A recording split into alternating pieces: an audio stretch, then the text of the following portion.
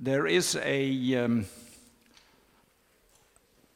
strong modern legend on Leonid Brezhnev, who once was the chair of the Central Committee of the Communist Party of the Soviet Union. And the legend says that at one point of time, a journalist asked Mr. Brezhnev to say in one word how he would characterize the situation in the Soviet Union. And the answer was, good. And how would he characterize the situation in 2 words? Not good.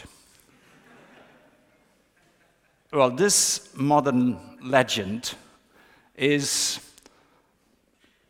a model we can also use when we want to answer the question, what is the situation of universities in societies today? Good, not so good. When you look at the situation universities are in, it's very easy to see all sorts of positive trends. Universities are very popular. They are in high demand. Many people want something from the university. There is apparently a lot to be gained, a lot of benefits that universities and university alone can deliver to people. There are lots of claims, expectations, requests, and so on and so on. So from this point of view, universities don't have to worry. They are okay. They are quite popular. They are in high demand. Yet at the same time, all these stakeholders, all these beneficiaries of universities are representing a multitude of very diverse claims and interests. It's not just one group asking something. And these different claimants, they are also representing rivaling concepts. If a group of stakeholders is asking for a stronger research output in terms of blue sky research with a long time frame, it is in contrast to a group that at the same time says that the majority of research results of universities should be short-time applicable in the direct business of an innovative branch of our industries. We have a variety of claims of ownership. We have a broad range of underlying values. Why are we discussing universities so much in the present day in all our countries around the world? Because of high demand and a lot of conflict of interest between those who are expecting much of universities. And this, of course, is also reflected within the university. So what can we do? What is the answer? What is the way out universities today have to find? Will we suffer because of this success?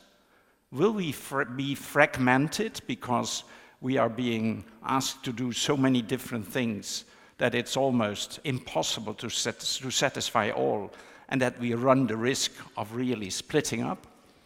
Are we torn between rivaling lovers, torn between different claims, torn between very different, often contrasting interests? What I will be doing is to make a short tour in this world of different prospects and different interests, and then go on to discuss an answer to what I point out here, a way to survive amidst these conflicts of interests. And that will bring me to my core topic. Just 4 very simply chosen key performance indicators. We see growth in student numbers. Last week there was the publication of Education at a Glance 2014. You can see all these statistics there. Higher education continues to grow. And in the last 10, 12 years, we have seen a growth from 22% of a population with tertiary education to 32% of that same part of the population. So 220 million individuals in OECD countries alone held a tertiary degree, and the pace of growth, 4% a year, is not likely to slow down.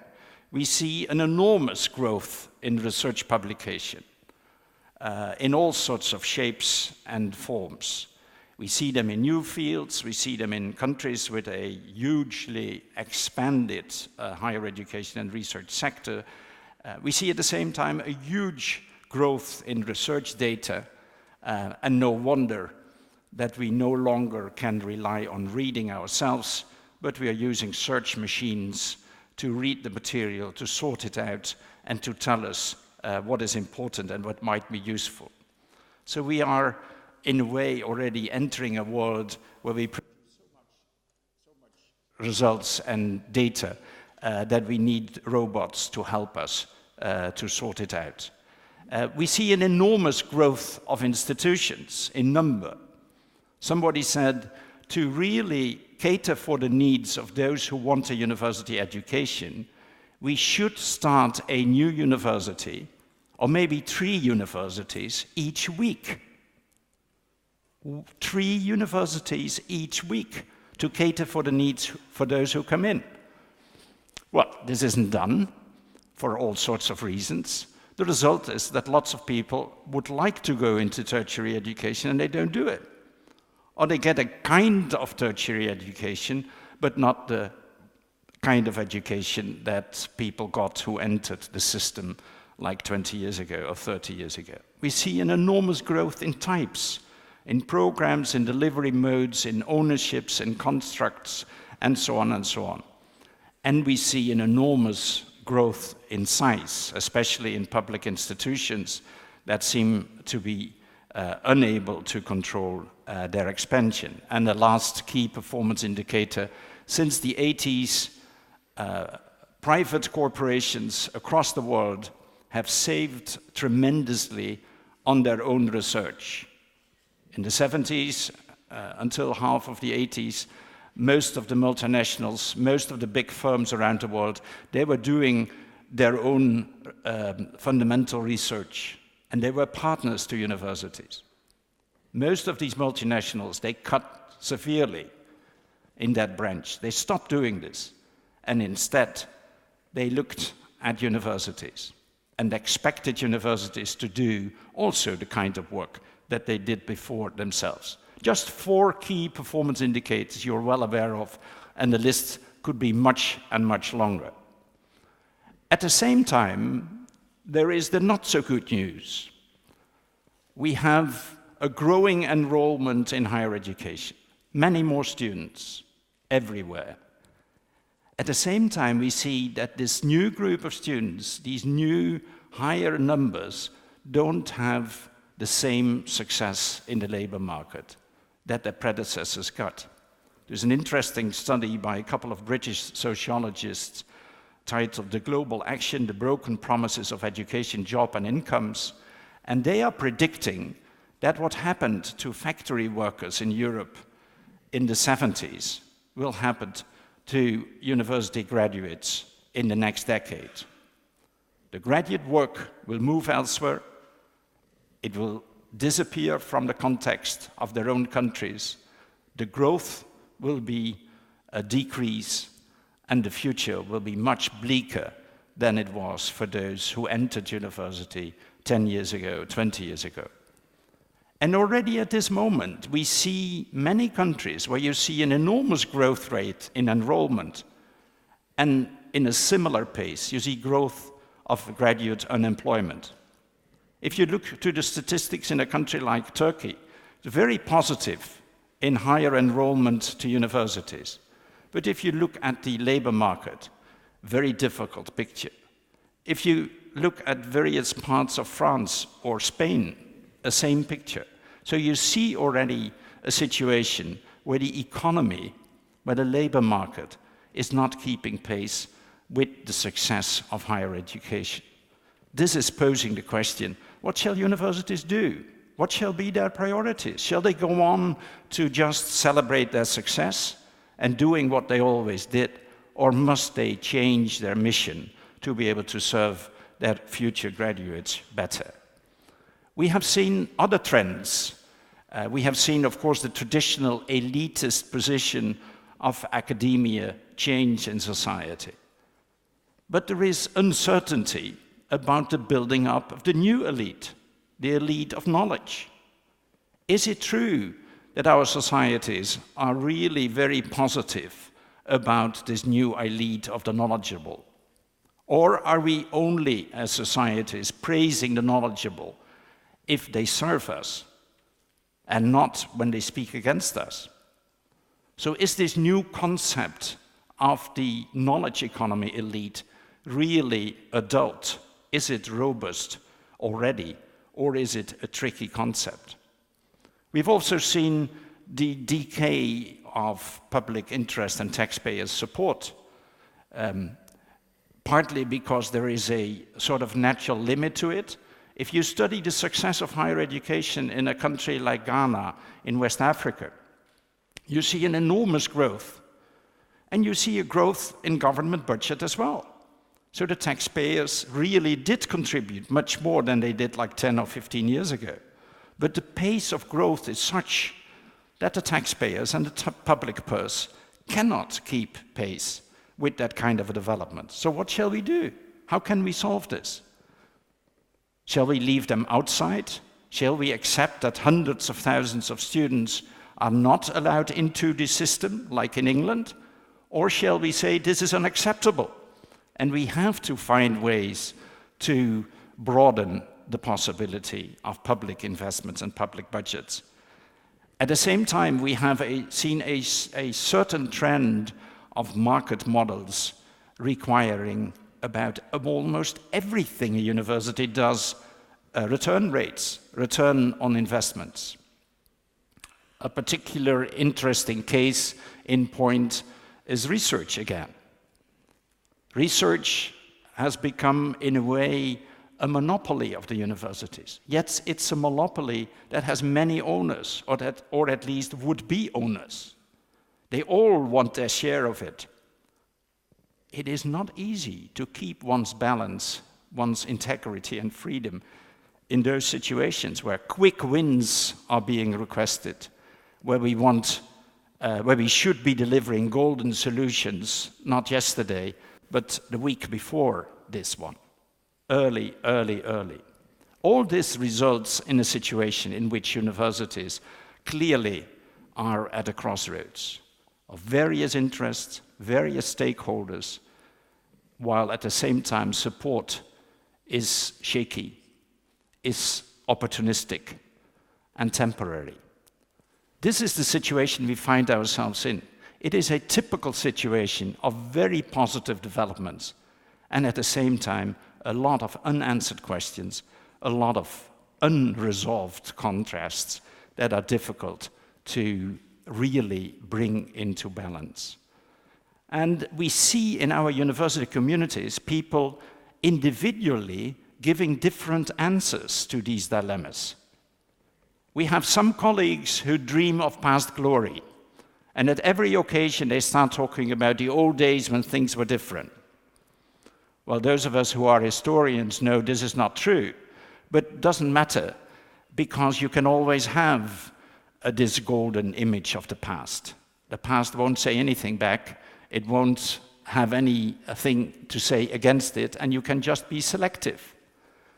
It's like the individual researcher who is taken to task and then says, well, would you ask those questions of Albert Einstein? It's that kind of easy use of history that some of us do. And others of us are dreaming of future honors. Others are modernizing the university and say, well, we really have to change it into a kind of a business. We have to use different models. And it's not uncommon that within modern universities, there is a clear sort of schizophrenia, if I may use the metaphor, between researchers going for private success while at the same time being very cynic about their public role and the public institution they are part of. So in a way, this paradoxical situation is dividing the university, not just in its relation to society, but also inside. It's often very difficult to have open discussions within the university on these topics, while these fronts are very diverse and the opinions are very varied. Societies have been able or trying to solve these contrasts in the past decades, and so have universities. We have, for instance, in the last 20 years been jumping on accountability. We have developed lots of systems, especially in Europe and North America, on how universities are to report on what they do. And when I'm asked to be reviewing one of our colleagues, one of the institutions across the world, I'm confronted with an immense amount of data on how good these universities are doing what they should be doing. But the main risk of all of this accountability is, it is never about soft matter, it's always about quantifiable things. It's always about things that you can list and count. And everything that you can't count doesn't seem to be valued. That's quite risky, because all of us know that many, many things in the work we do and the lives we live cannot be counted that simply, and yet they are of extreme importance. We have been trying to cope by introducing market models. It has been done by society, it has been done by universities. We have schemes of incentives and bonuses, even profit sharing. We have been talking about treating our partners outside universities consumer style. And we have often only discovered too late that with that came an attitude of market behavior. Impact is a new fashion. I could talk a long time about the concept of impact that is really leading many of our colleagues, at least in this part of the world, to invite advisory offices to calculate their money value. There is an interesting report of many British universities, but also of a Dutch university like the University of Leiden, where they calculate the money worth, the money profit of that university in any given year, where they calculate every contribution to society in terms of monetary value, overshadowing all sorts of other aspects. And while in the past we would speak about the relevance of a university, about the private and public goods the university would create and contribute to society, we are now living in a world where impact is drawing most of our attention. And the last coping mechanism is that we have become, as a university, used to sell our business much better. I was asked a couple of years ago by the Association of Deans of Business Schools in Europe to, as an outsider from the business school, talk about their future. And to prepare myself, I studied the portfolios of some 50 business schools, their websites and their material. And the nice thing was that I could stop after 10, because I had already found out they were all very equal. They were using exactly the same language. They were all world class. They were all serving excellent students. They were all having relationships to world-class business. And they were having a core importance to the region they were functioning in. At the same time, of course, of global interest and among the best among their global competitors. And if you look at the language we are using on our websites to welcome foreign students, I've been involved in evaluating German universities and their international policies over the last couple of years. And all of them say it's one thing to get foreign students to your campus, but it's very difficult to really have a harmonious campus life where you have foreign students and German students really integrating. Well, you wouldn't say that if you were reading the websites. The websites are like a picture of paradise. And each Saudi or each Ukraine student is a hero in any German campus, telling stories about experience at home and being cherished for this particular cultural identity that this student is contributing to this European campus. So we have been used to using a kind of sort of basic, banal corporate language in describing ourselves, often without noticing. Last week, there was an advertising every morning at 7 o'clock, at 8 o'clock, around the news of a Dutch school, a professional school, promising student that would enroll in a graduate program there, guaranteed educational success. Well, what to think of a school that is guaranteeing your educational success? Are we, by using that kind of language, are we, by overstating our case, not making unwarranted claims and really creating dissatisfaction and distrust in line with that? So this is not the way to really cope with this dilemmatic situation we find ourselves in. It's also no way out to be friends to everyone and to say yes to every question and every interested parties. If universities are really pretending they can satisfy all demands, they become like some sort of general store that is serving present demands of everyone, instead of reminding themselves of their original core function to society, to not be a general store where you can buy everything that you need, but to be a future-oriented, independent, creative source. I use vague terms at this point.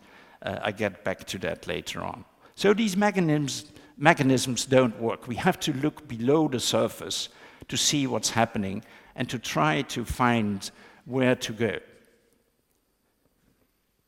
A couple of years ago, I was in a meeting like this, sitting in the audience, and speaking was the CEO of a large multinational, a food company, a British-Dutch company, Unilever, one of the leading multinationals in food and nutrition. And this CEO said to us, I have 3 challenges. My first challenge is that in the next 40 years, the world will be eating and drinking what they have been eating and drinking in the past 4,000 years. So we have to find ways in terms of use of soil and use of water, use of transportation, and so on, to solve that tremendous challenge. If we can't, our business will fail. My second challenge is to find young people willing to work at my corporation, that trust my corporation, that know we are a sustainable business, really working for a good cause, not cheating people. And my third challenge is similar. It's my consumers. If there is a disaster in one of my food production lines, I will have lost trust with the consumers for 20 years to come. It will always be referred to the scandal of Unilever in that and that year, in that and that country, and it will severely damage my position. Well, these 3 challenges, what will happen in the next 40 years? How can I attract students and graduates to work with me? And how can I stay in a position of trust, can I be given trust by society? All these three challenges are exactly the challenges universities are facing. Universities are not serving society today. They are training graduates to work for the next 40 years. And if they do their work well, they have to work towards a creative source of insight and solutions for those 40 years. And they have to do so by installing confidence with their students. And confidence leads to trust in society. So the situation is not peculiar to universities. It is a situation such a multinational finds itself in as well. Yet it remains crucial to us to really find and live our core identity and mission in relation to society. The answer is not pleasing students, giving them what they want at short term. It's not pampering society. It's not promising to deliver research results on demand.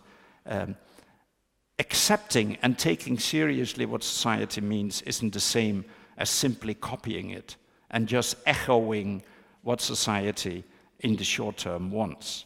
So we really should look into what it means to be an independent, open, and forward-looking community of scholars. Because this is why university exists to begin with. This is a task that cannot be fulfilled by anyone else, by any other institution. So we must, and that's what I will be speaking of the next 15 minutes, we must find and base a style on and remain truly faithful to our independent identity and mission, not out of self-protection, not as a privilege, but rather as a duty and as a service to the benefit of society. The independent university is not a thesis to make a university a monastery type of thing, away from society, secluded in society, unharmed by the interest of the rest of it. No, it is a way to enable the university to work as a collective think tank towards the future of our societies. And that's why you need these ideals and these identities. So I'll speak about 3 types of implications this has, in my mind, for university strategies and practices. And the first, I use a very old-fashioned term, virtue. And I use the word virtue, which is good behavior, a good attitude, both to label the institution and the qualities of the institution and the quality of the persons working in the institution. No university can be a good university without good people. And you cannot have good people working in an institution in a good way unless it's a good institution. So the two really belong together. We should not be afraid in a university discussion to speak not just about the university as something fake and general, but also speak about ourselves as academics, as the ones who are really making up that institution and whose qualities and whose dedication and engagement is making all the difference. So shared virtues inside a university is not a nice-to-have thing. It's essential. And looking back to my own work as a university president and a university leader in many different situations, I often think back and look at myself failing especially this kind of a thing, working towards the shared values of people working in a university. Not because I have not been preaching the norms and using this kind of a language, but that's only part of the story. The real thing is to do this in a practical way, discuss the dilemmas and mistakes, and exercise. I often compare it to hospitals. You know, it's a well-known problem for directors of hospitals how to deal with mistakes. Mistakes in hospitals are very tricky. They're often very costly in terms of human health and even human lives. And it's very different how hospitals deal with that. Are they taking it seriously? Is there an open attitude where you really can discuss it? Are we able to learn from failure? Can you talk about it? Can you tell a story of a mistake you made without being crucified the next day and losing your job? It is similar if you try in a university to talk about these issues. If in a university you want to open up a debate on what is good science, what is sloppy science, what is fraudulent science, not the easy cases, but the thin borders between what you should do and what you still can do. Same thing in teaching, in selecting students, in examination and testing. If I look around, and these days I do a lot of traveling across the world and visiting universities, talk to colleagues, do reviews, I meet very few places where we really have a tradition of discussing these issues among ourselves and really are exercising our ability to stay virtuous, to keep a right track in all of this. A similar kind of agenda for universities is the agenda in terms of values. What do I mean by values? Simply said, it is both a set of in-house shared beliefs about what is important and acceptable and what not. And to illustrate this, I repeat a story that struck me years ago. In America, one of the major rankings was just published, and a college president was interviewed who was ending up 127th in that particular ranking. And the journalist said to him, "You must be very disappointed because of that result." And the man said, "Why? Did you read what the explanation was for our position? It reads, this college is an A+ college for B students. And this is exactly what we want to be." So I'm very satisfied. I mean, it's a pity that the ranking is not giving us a higher mark, but in this ranking, you get the highest marks if you are teaching excellent students. That's nothing we can do about this. But what we are doing, we are paying utmost attention, paying utmost care to teaching the majority of students, because we have seen this strange inflation of excellency. Excellency, by my book, is the top 2.5%. And the 97% to which 97% of this present audience belongs is another group. And it's one of the most important tasks of higher education these days, to cater for the needs of that group. Not just in terms of students, also in terms of graduates, also in terms of colleagues. And if we continue to only have this value of excellence, of only catering for this magic 2.5%, we are betraying our own values and the values a university should stand for. And the social contract of a university with a society, and that's the mirror of these inside beliefs, can never be only catering for the need of 2.5% of students under the label of serving excellency. And of course, we can make jokes about that. There was a British colleague once saying to me, in Britain, we have no problem with this. We have 10%, 10 of our universities are in the top 3.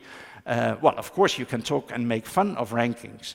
But the model of education of many universities around the globe is being stemmed by this kind of a monopoly of the excellent, while in actual work and in the actual lives, we need educational institutions that are catering for the needs of many more and different groups in society as well. And last but not least, what does this imply as a result? What you would like to get as a result, and what the CEO of the Unilever company was pointing to, is a situation where both your students and their parents, your research partners, and society at large is trusting you, is giving you trust. But trust is one of those costly things that you cannot buy. It can only be given to you. And trust is a result of what you would like to get. I was in a small border town in Romania 2 years ago, reviewing a very small school, only 800 students. They had an undergraduate and a graduate program in business and in police work. And of course we wondered what the combination, and that was part of their regional situation, being a border town. When we had a hearing where representatives of the region and the city were, on the first row there was the mayor of the city. There was the leader of the police force in the region. There were 2 members of parliament and a couple of people from the judiciary. And the only thing they said to us, if it were not for this school, we had no institution in the whole region that really functions as a beacon of integrity that we can trust. So it made me realize that universities are not only serving society by educating their graduates, by doing research, but also by showing the way in which you can be and should be a trustful, truthful institution working with integrity. And this school, how small it was, and how few students it really produced for the labor market, had a very important, you may say, iconic function in a society that was really suffering under corruption and a lack of integrity. The road to trust cannot be bought. You cannot buy a ticket, but you can try to start it and to go on it, and it starts at respect.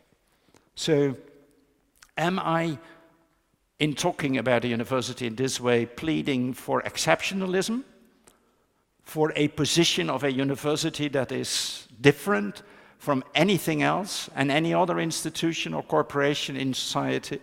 No, I'm not. What I'm saying is that exactly by being truthful and trustful, by being virtuous and serving values and choosing them carefully, a university is not just playing its university role in society, but is doing what society itself is looking for. Again, for the last time, this Unilever man, what he was saying about his corporation had nothing directly to do with universities. It was true of his corporation. If you have a similar talk of a high-ranking politician or someone in the judiciary or a colleague at the United Nations or someone at the local school board, you hear similar stories. All these challenges are similar. Universities are not alone in facing these challenges. It is the challenge of a complicated, dynamic society where everyone is under the impression that you get what you want and that you have a demand, that you have a claim right on everything that's going on. How to stay upright in that kind of a situation is a challenge that is not just setting universities apart from the rest of society. No, it is uniting us. And it's one of those things in which universities can be among those who are showing the way. So rather than being exceptional in doing this, universities are playing and can be playing and should be playing a crucial and a beneficial role to our societies and their future development. Last minute, last slide. I said this here not just because this is my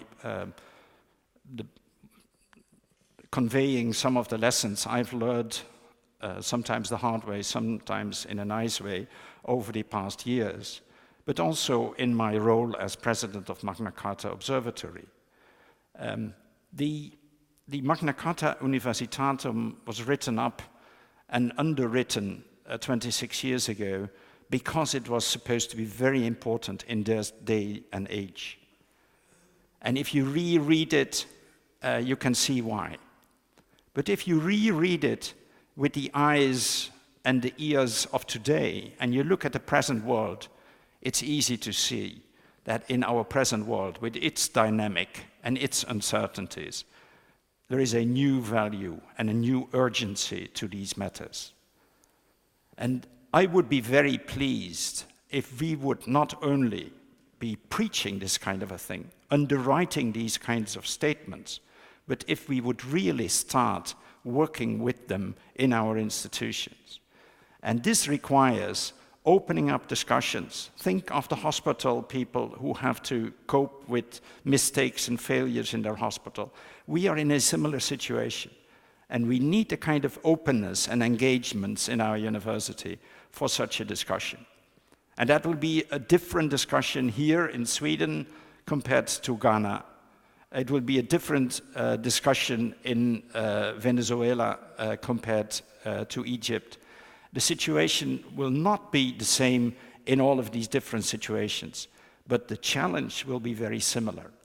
How to stay true to this tradition that universities have been successfully keeping alive for so many years in so many different situations, and how to reinvent ourselves in such a way that there is a future, not just for us, not to protect us, but for societies we are serving. Thank you very much.